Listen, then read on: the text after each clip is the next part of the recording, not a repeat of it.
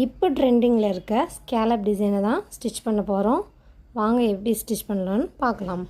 ப்ளவுஸோட பேக் பார்ட்டை ரெண்டாக ஃபோல்ட் பண்ணி நடு பகுதியை கட் பண்ணி எடுத்துக்கிட்டோம். கட் பண்ணி எடுத்த இந்த பேக் பார்ட்டில் இப்போ ஸ்கேலப் நம்ம ஸ்டிச் பண்ண போகிறோம். ஸ்கேலப் டிசைனை கேன்வாஸில் வரைஞ்சி அதை ப்ளவுஸோட பேக் பார்ட்டில் பின் பண்ணுறோம். இந்த மாடல் யூஸ்வலாக ரைட் சைடில் வச்சு ஸ்டிச் பண்ணி உள்பக்கமாக பேக் சைடு திருப்புற மாதிரி இருக்கும். நான் பேக் சைடு வச்சு ஸ்டிச் பண்ணி வெளிப்பக்கமாக திருப்புறேன்.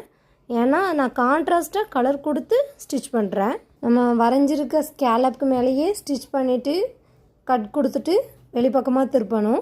இந்த டிசைன் ஸ்டிச் பண்ண போது பின் பண்ணிவிட்டு ஸ்லோவாக ஸ்டிச் பண்ணுங்கள். அப்போ தான் நீட் ஃபினிஷிங் கிடைக்கும்.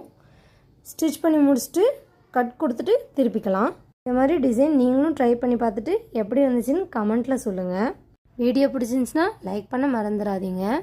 ஒரு வழியாக ஸ்டிச் பண்ணி முடிச்சிட்டேன். இந்த வீடியோவில் நான் ஒன் சைடு ட்ரை பண்ண ஸ்கேலப்பை மட்டும்தான் அப்லோட் பண்ணியிருக்கேன். எப்படி ஃபினிஷிங் இருக்குதுன்னு கமெண்ட்டில் சொல்லுங்கள். ஃபஸ்ட்டே சொன்ன மாதிரி ஸ்கேலப்பை உள்பக்கம் வச்சு ஸ்டிச் பண்ணி நான் வெளிப்பக்கமாக திருப்பிக்கிறேன். பேலன்ஸ் இருக்க துணியை மடித்து வச்சு ஸ்டிச் போட்டேன். இதே மாதிரியே நான் ப்ளவுஸோட லெஃப்ட் சைடையும் ரெடி பண்ணிவிட்டு ரெண்டு சைடையும் ஒன்றா ஜாயின் பண்ணிடலாம். அதை நான் நெக்ஸ்ட் வீடியோவில் அப்லோட் பண்ணுறேன். இந்த வீடியோ பிடிச்சிருந்துச்சுன்னா மறக்காமல் லைக் சப்ஸ்கிரைப் பண்ணிக்கோங்க.